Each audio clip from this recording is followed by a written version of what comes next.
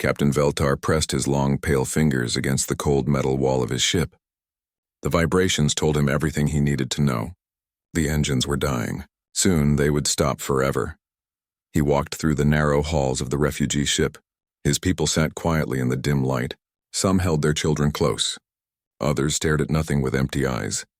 They all knew the truth. They were going to die out here in the empty space between stars. The Zephyrians had been running for 7 months now. 7 long months since the machines came to their homeworld. The Devourers, other species called them. Metal things that ate planets and turned everything into more of themselves. Veltar remembered the last day on Zephyr Prime. The sky had been full of black ships. They came down like rain, covering the cities in darkness. The Zephyrians tried to talk to them. They sent messages of peace and friendship. But the machines did not listen. They just kept eating. His people were not fighters. They had never been fighters. For thousands of years, the Zephyrians had lived in peace. They used their minds to talk to each other across great distances. They made beautiful art and music. They helped other species solve problems without violence. War was something they did not understand. But now they understood death. The refugee fleet had started with 200 ships. Now only 37 remained. The others had broken down or run out of power. The people on those ships had said goodbye with their minds before the cold took them. Veltar felt a gentle touch in his thoughts. It was Kira, his second in command. Her ship was 300 kilometers away, but her mind was right next to his. The food processors on Deck 7 have stopped working, she told him without words. We have maybe 10 days of emergency rations left. What about the other ships? Veltar asked. Worse, Ship 12 has no food at all. Ship 23 lost life support an hour ago. We felt them leave. Veltar closed his eyes. Another ship dead. More of his people gone forever. He was supposed to protect them. He was supposed to find them a new home. But he had failed. The quantum drives that moved their ships through space had burned out weeks ago. They were drifting now, using only the small engines that barely worked. At this speed, it would take 1,000 years to reach the nearest safe planet. They did not have 1,000 years. They did not have 10 days. A young Zephyrian named Toll approached him. The boy was thin and pale. His large eyes looked too big for his face. Captain, Toll said out loud. The Zephyrians could speak with their voices, but they usually used their minds. Speaking with voices was for when thoughts were too painful to share directly. Yes, Toll? My sister asked me to give you this. Toll held out a small crystal. It glowed with soft blue light. She made it before her ship lost power. She wanted you to have it. Veltar took the crystal. It was warm in his hands. Inside the light, he could see tiny patterns dancing. It was beautiful. It was the kind of thing his people had always made to bring joy to others. Thank you, he said. What did she call it? Hope, Toll said. Then his eyes filled with tears. But I do not understand. How can there be hope when we are all going to die? Veltar did not know what to say. He was their leader, but he had no answers. No hope to give. The ship shook. For a moment, Veltar thought another system had failed. But this was different. This felt like something from outside. He hurried to the bridge. The few crew members still alive looked at their instruments with confusion. Captain, said his navigator, something big just moved past us. Really big, show me.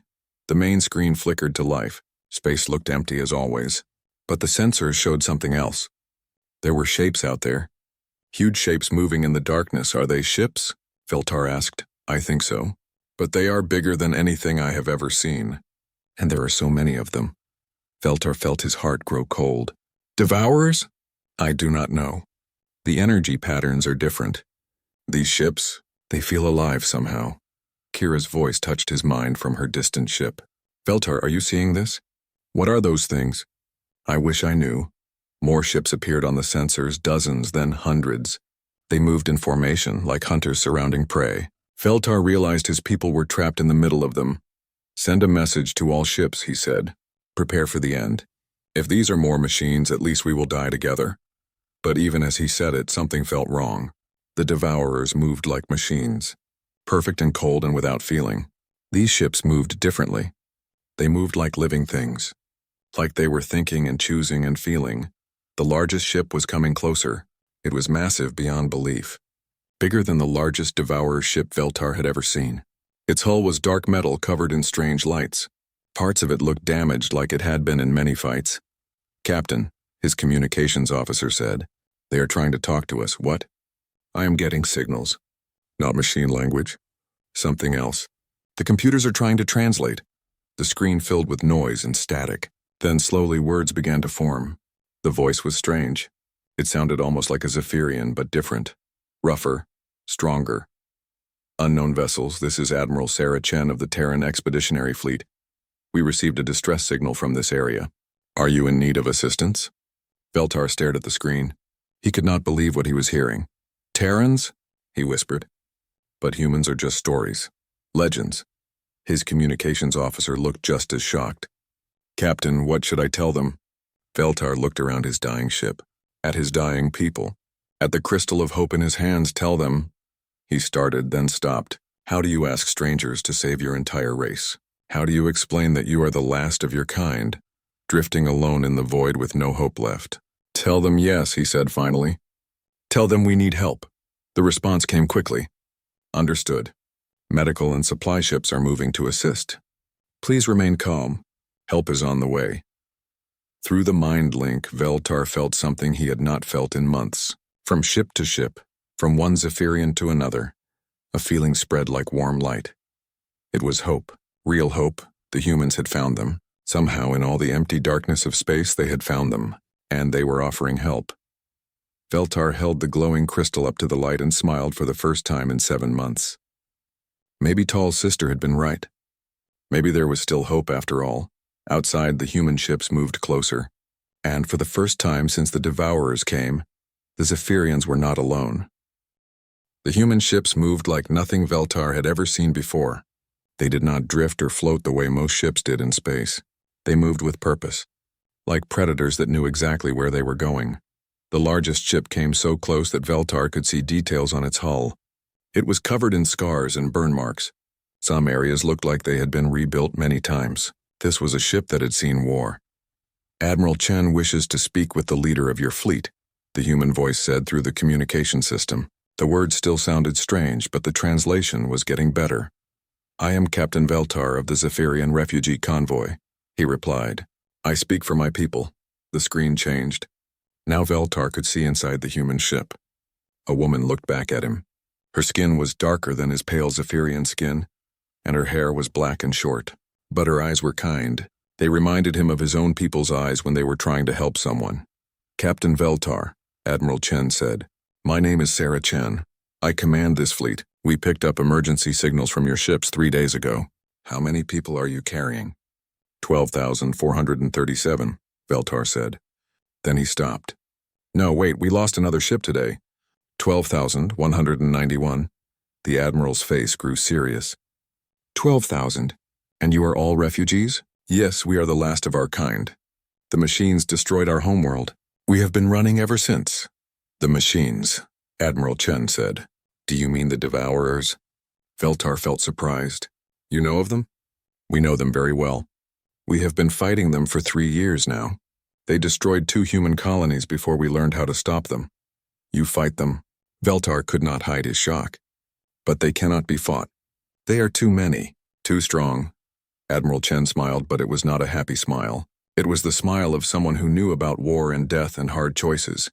"Everything can be fought, Captain. Sometimes you just need to be willing to pay the price." Around them, the human ships began to move. Smaller vessels approached the Zephyrian ships.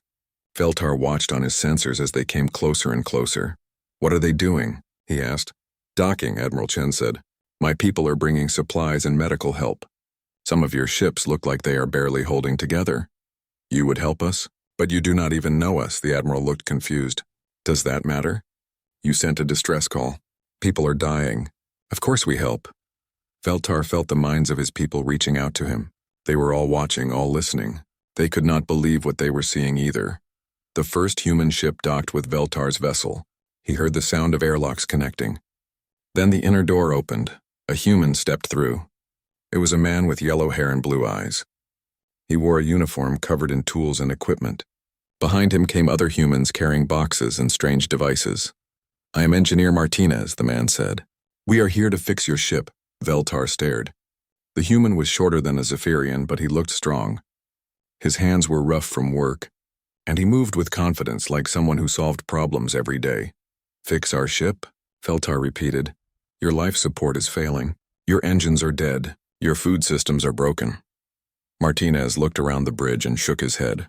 "How are you people still alive? We have been careful with our resources." "Careful?" Martinez laughed, but not in a mean way. "You have been lucky. Another week and this ship would be a tomb." The human walked to one of the control panels and opened it. Inside, Veltar could see burned circuits and melted wires. Martinez made a sound of disapproval. "This is easy to fix. Maria, bring the replacement circuits. Jose, check the air recyclers. I bet they are running at 20%. More humans came through the airlock, men and women of different colors and sizes. They spread through the ship like water, finding problems and fixing them. They worked fast and with skill that amazed Veltar. On the communication screen, Admiral Chen was talking to other human officers. Veltar could hear parts of their conversation. "Medical teams to ship 7, 12, and 21. They have sick people who need help right away. Supply drop to all vessels, food, water, and medicine. Engineering crews to every ship that is still moving. I want full repairs on all of them." "Admiral," one of the officers said, "the supply master wants to know about payment. How much can the refugees afford?" Admiral Chen looked angry. "Payment? Did I stutter, Commander? These people are dying. We give them what they need." End of discussion. Veltar could not believe his ears. "You want no payment?" Admiral Chen turned back to him. "Captain, let me ask you something. If you found a ship full of dying people, would you ask them to pay before helping them?" "Of course not. But we are strangers to you." "So?" The simple word hit Veltar like a physical blow. "So?" As if helping strangers was the most natural thing in the universe. Around the ship, the humans worked with amazing speed. Veltar felt the vibrations change as they fixed the engines. The lights grew brighter as they repaired the power systems. The air smelled cleaner as they restored the life support.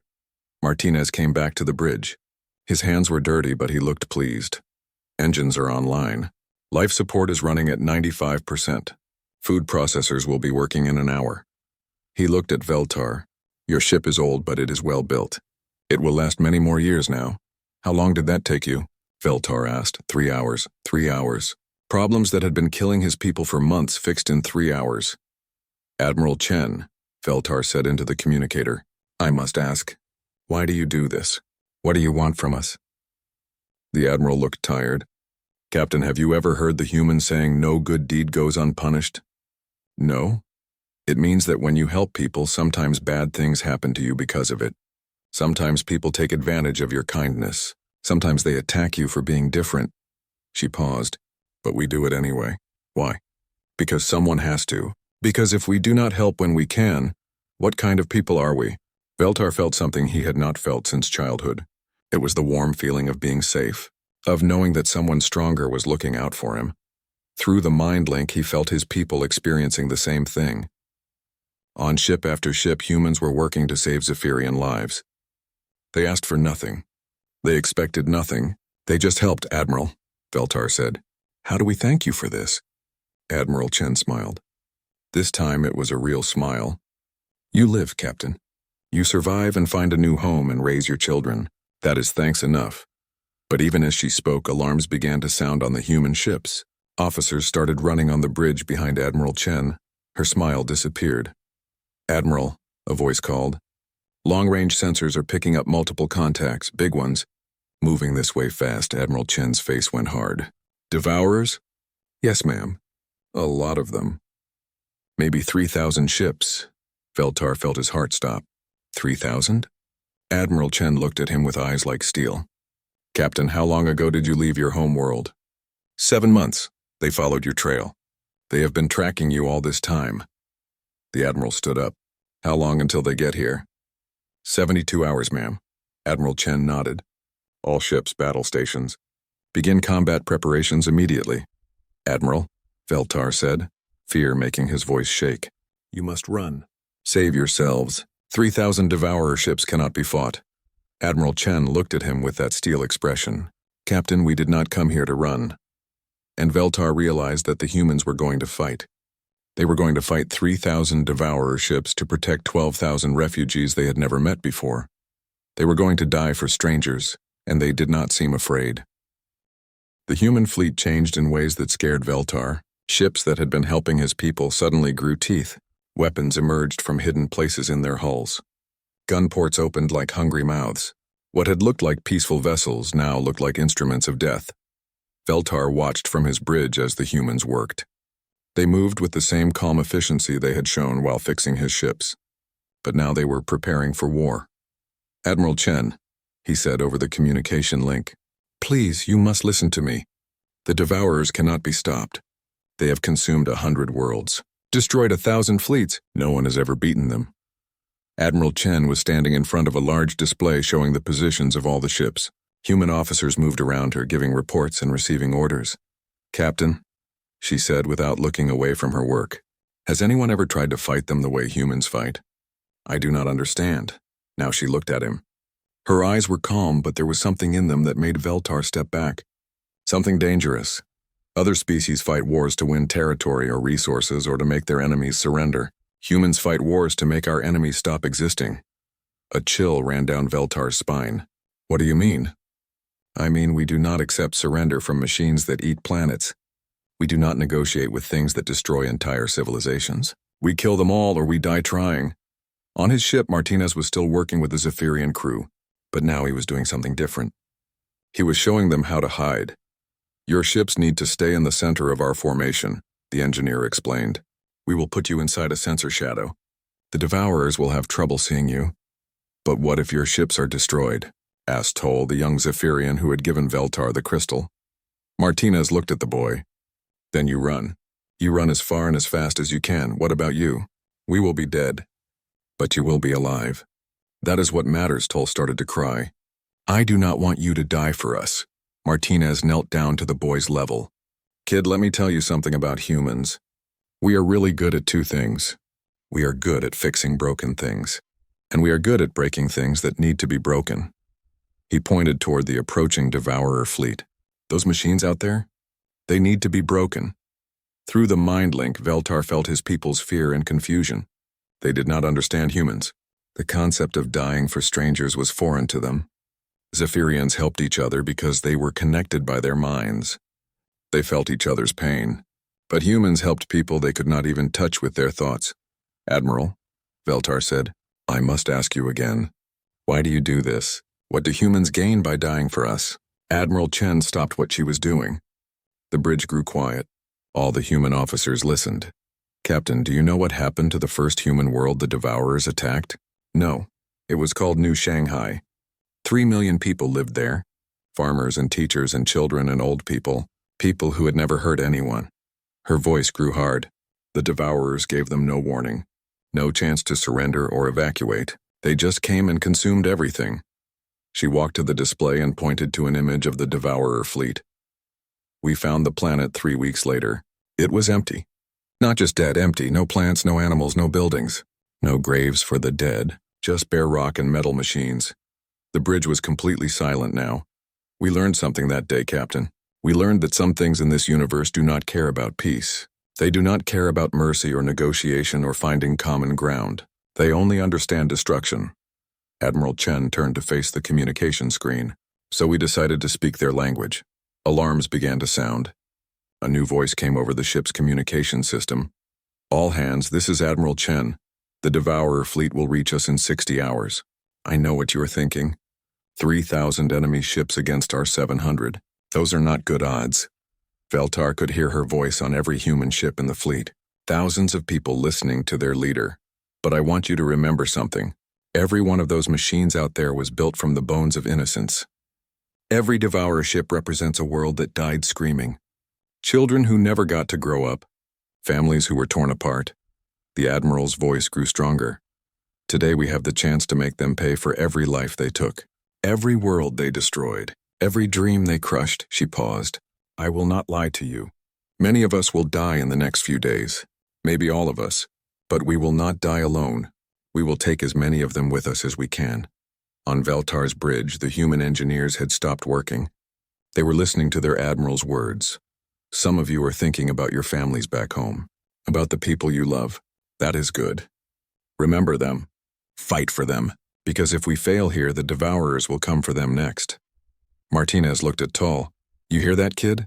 We are not just fighting for you. We are fighting for our own people too. But we cannot fight, Toll said.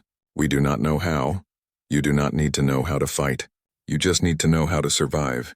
Let us do the fighting, Admiral Chen's voice continued. To the Zephyrian refugees listening to this, we know you are afraid. You have lost your home. You have watched your people die. But you are not alone anymore. Veltar felt tears on his face. Humans have a saying, no one fights alone. Today, you are under the protection of the Terran Navy. Today, you are human in everything but blood. The communication ended. For a long moment, no one spoke. Then Martinez clapped his hands together. All right, people. Back to work. Those refugee ships need to be ready to run if things go bad. As the humans returned to their tasks, Veltar noticed something. They were not afraid. They knew they were probably going to die, but they were not afraid. They were angry. Admiral, Veltar called. She looked at him. Yes, Captain. The Devourers, when they get here, they will offer no surrender, no mercy, I know. They will try to consume your ships, turn your people into part of their machine army. I know that too, then why do you smile? Admiral Chen's smile was terrible to see. It was the smile of a predator looking forward to the hunt. Because, Captain, they have never fought humans before. They think they are the most dangerous things in the galaxy. She turned back to her work. They are about to learn they are wrong. Outside, the human fleet continued its preparations. Weapons were charged. Armor was sealed. Battle plans were made and reviewed and made again. And in the center of the formation, protected by 700 human warships, the Zephyrian refugees waited and prayed to their gods that the humans they had just met would somehow find a way to win. Deep in space, the Devourer fleet moved closer. 3,000 ships full of hungry machines ready to consume everything in their path. Neither side knew that this battle would change the galaxy forever. But soon, they would all find out. The Devourer fleet came out of hyperspace like a storm of metal and death. Veltar watched on the sensors as ship after ship appeared. Each one was the size of a city. Their hulls were black and covered in the twisted remains of 100 different civilizations. 3,247 ships, the human sensor officer reported. Mass drivers, plasma cannons, and conversion beams detected. They are carrying enough firepower to crack a planet. Admiral Chen stood calmly in the center of her bridge. Around her, human officers worked with quiet focus. No one seemed afraid. They all seemed eager. Distance, she asked. 2 million kilometers and closing. Battle group formations? All ships report ready, Admiral. Veltar could not understand it.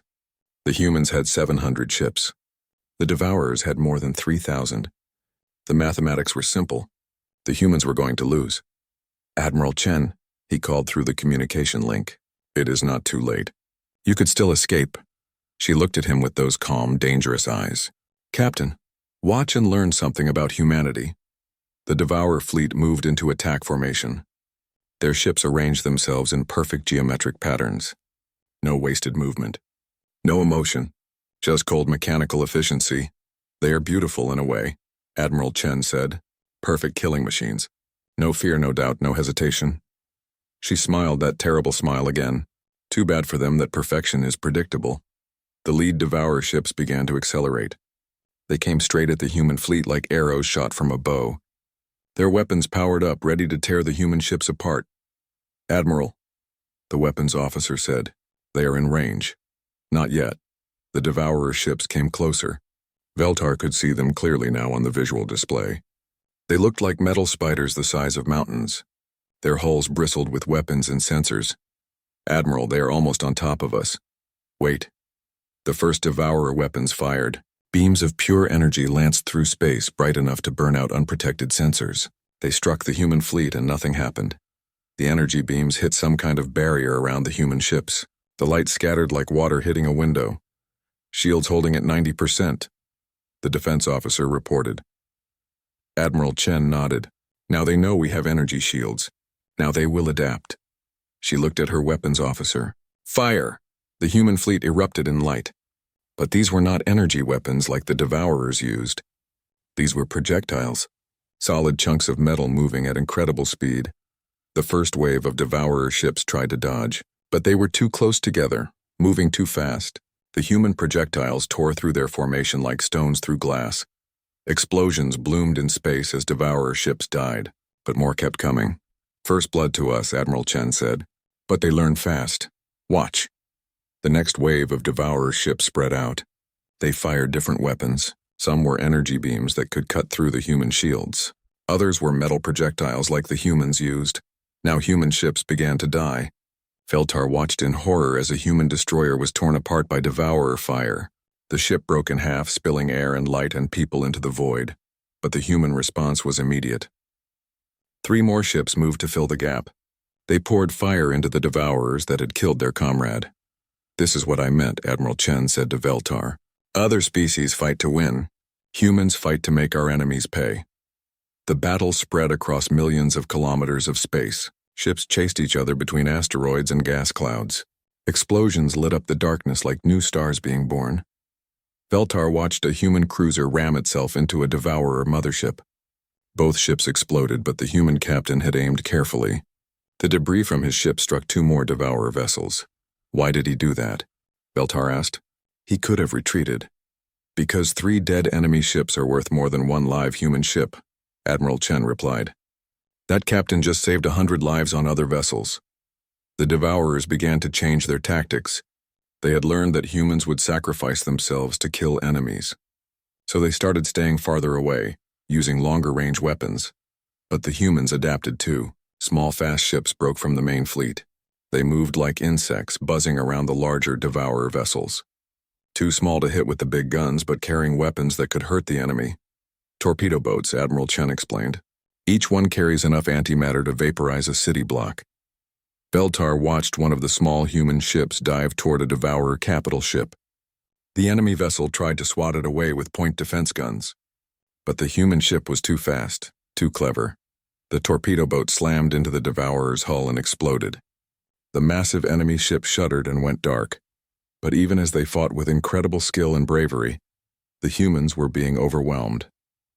For every devourer ship they killed, 2 more took its place. "Admiral," the tactical officer called, "we have lost 40% of the fleet. The enemy still has over 2,000 ships." Admiral Chen nodded. "Time for Phase 2, she turned to her communication officer. "Send the signal to all ships." "Execute Plan Omega," Veltar felt a chill of fear. "What is Plan Omega?" "You will see." Across the human fleet something changed.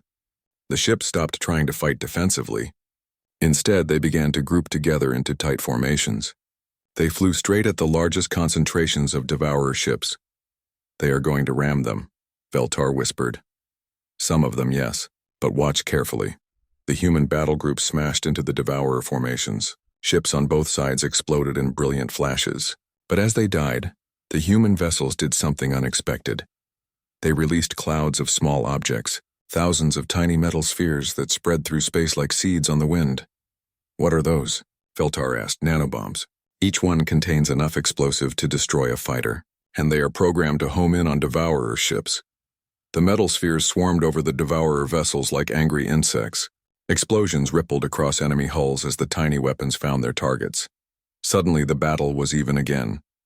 Devourer ships that had seemed untouchable were being eaten alive by clouds of human nanobombs. But the devourers adapted again. They began to use area effect weapons to clear the nanobombs away. Energy fields that destroyed everything in a wide area around their ships. The human admiral watched this with satisfaction. Good. Now they are using their weapons to defend instead of attack.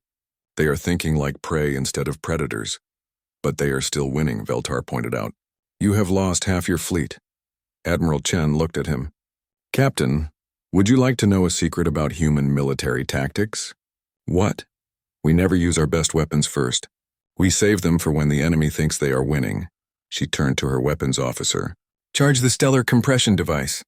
The officer looked shocked. "Admiral, are you sure? If we miss, we will not miss. And if we do, we will all be dead anyway." Around the bridge, human officers exchanged glances. Veltar could tell that whatever this weapon was, even the humans were afraid of it. "Admiral," Veltar said, "what is a stellar compression device?" Admiral Chen pointed to the star at the center of the system. It was a small old sun, barely putting out enough heat to warm a planet. That star has been burning for 10 billion years. It is tired, ready to die. She smiled that terrible smile. We are going to help it along. Veltar stared at her in horror. You are going to destroy the star? Not destroy. Change. We are going to compress it. Make it burn hotter and brighter for a few minutes. That will kill everything in the system. Yes, including us. The human admiral turned to address her fleet. All ships, this is Admiral Chen. In 60 seconds, we will fire the stellar compression device. The resulting solar flare will destroy every ship in this system, including ours. Veltar felt his people's terror through the mind link. They were going to die. The humans were going to kill them all to stop the devourers. But first, Admiral Chen continued, we are going to save the people we came here to protect. She looked directly at Veltar. Captain, I hope your ships are fast. And then Veltar understood. The humans were not going to run. They were going to stay and die. But they were going to give the Zephyrians a chance to escape. You cannot do this, he said. You cannot sacrifice yourselves for us. Watch us, Admiral Chen replied. The stellar compression device fired. The star screamed. Veltar did not know that stars could make sound, but somehow he heard it. A deep, terrible wail that seemed to come from the center of the universe itself. The ancient sun, which had burned peacefully for billions of years, suddenly blazed with the fury of a newborn giant. Light flooded the system. Not the gentle warmth of sunlight, but the harsh, deadly radiation of a star being torn apart and rebuilt in seconds. Solar flare incoming, the human sensor officer shouted. Impact in 3 minutes. Admiral Chen turned to the communication system one last time. All Zephyrian vessels, this is your final warning. Jump to hyperspace now. The flare will destroy anything left in this system. We cannot leave you, Veltar said. His voice was thick with tears. You are dying for us. We cannot just run away. Yes, you can. And you will. Admiral Chen's voice was firm. That is an order, Captain. Save your people. Around the system, the Devourer fleet was in chaos. Their perfect formations had broken apart. Some ships were trying to escape. Others were firing wildly at the human fleet, trying to kill their enemies before they all died together. But most of the Devourer ships were just floating in space. Their computer minds could not understand what the humans had done. They could not process the idea of a species that would destroy itself to stop them. Engines online, Veltar's navigator reported. All refugee ships ready for hyperspace jump. Jump, Veltar ordered. But then he stopped. Wait. He looked at the communication screen where Admiral Chen still stood on her bridge. Around her, human officers worked calmly at their stations. They were all going to die in less than 2 minutes. But they were not panicking. They were not afraid. They were doing their jobs. Admiral, Veltar said, I need to know. Why did you really do this? Not just to stop the Devourers. There has to be more. Admiral Chen looked tired now. The weight of commanding 700 ships full of people to their deaths was showing on her face.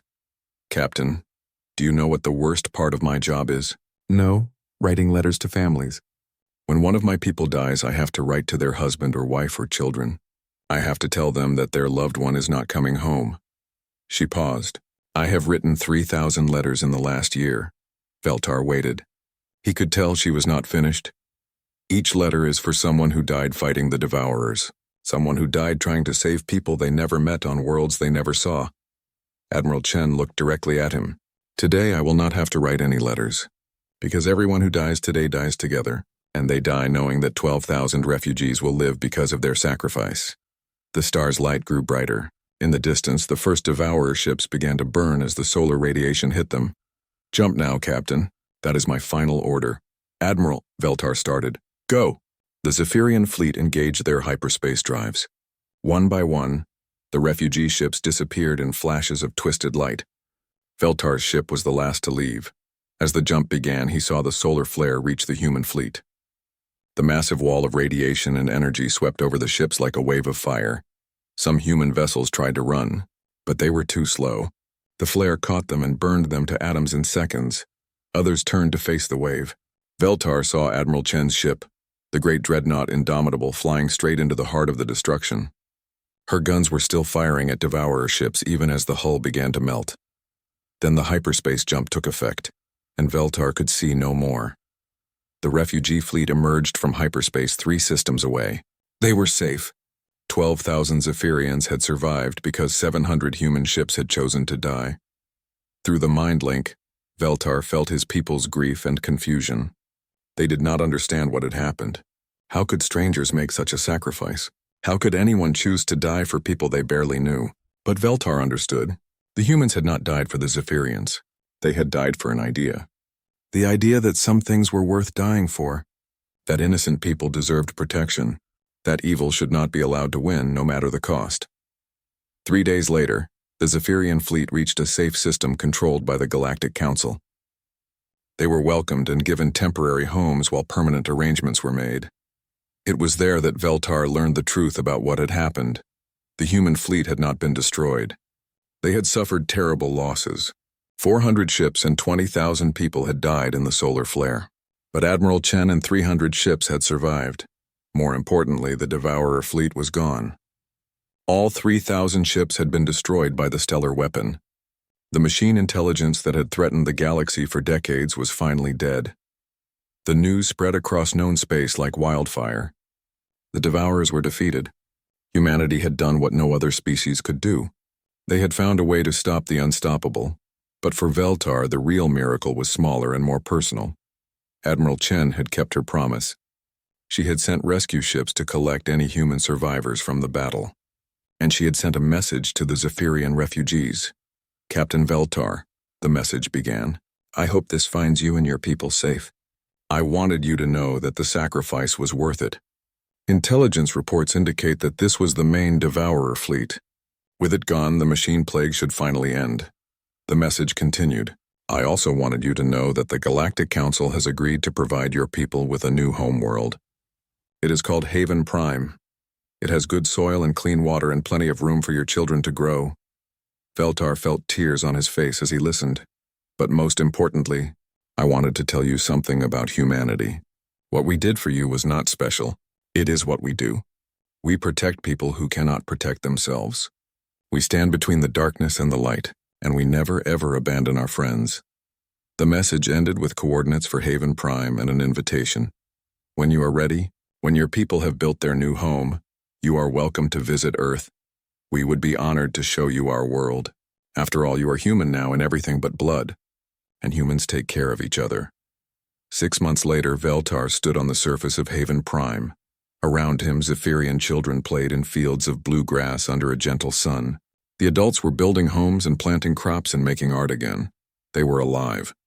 They were safe. They had hope. In his hand, Veltar held the crystal that Toll's sister had made, the one she had called Hope. It still glowed with soft blue light, but now the light seemed brighter. Stronger. Captain, Toll said, walking up to him. The boy was taller now, healthier. The council is asking about the monument again. What should we put on it? They were building a monument to honor the humans who had died saving them. The Galactic Council wanted it to be simple. Just names and dates, but Veltar had a better idea. Put this on it, he said. They drifted alone in the void. Then a Terran Armada descended. And everything changed. Toll nodded and ran off to tell the stone carvers. Veltar looked up at the sky. Somewhere out there, human ships were patrolling the space lanes, keeping them safe from dangers they would never know about. Protecting strangers who would never thank them. It was what humans did. It was who they were, and now the galaxy knew it too. For the first time in 1,000 years, the void was not empty. It was full of guardians who would never let good people drift alone in the darkness. The age of the Devourers was over. The age of humanity had begun,